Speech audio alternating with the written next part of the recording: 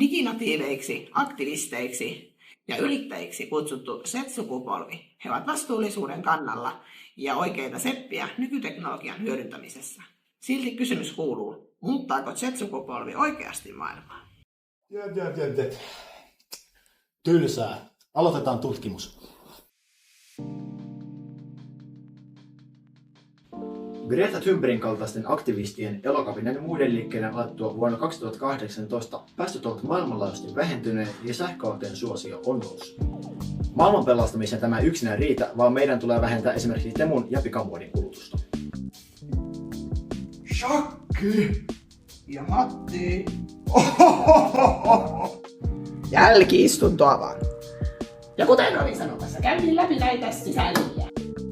Euroopan unionissa vuonna 2024 melkein 90% 16-29-vuotiaista nuorista osallistui internetissä somekäyttöön.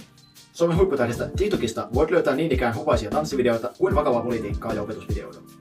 TikTokilla on toki suuntaviivat sisällön sopivuuden suhteen, mutta silti sieltä voi löytyä esimerkiksi väkivaltaa ja huonoja esityksiä. Netin käytöllä on verkostoitumisen lisäksi myös huonoja puolia.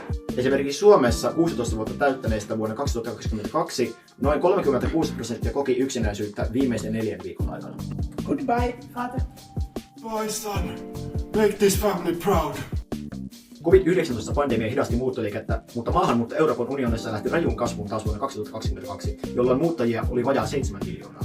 Toisaalta nuorten muutto ja työllistyminen kaupunkeihin vahingoittaa pikkukuntien taloutta ja autioittaa maaseutua. Innovoinnin saralla sukupolvi Z on ollut mukana kestävän kehityksen innovaatioissa ja esimerkiksi virtuaalitodellisuuden luomisessa. Kaikki ihmiset vaikuttavat, mutta meillä nuorilla panos on tärkeää. Suurimpia vahvuuksiamme on some ja vahvat mielipiteemme. Silti mokailemme ja ylilyömme, joka sekin on vaikuttamista. Tärkeintä onkin siis korjata omat virheensä ja miettiä ennen kuin toimii.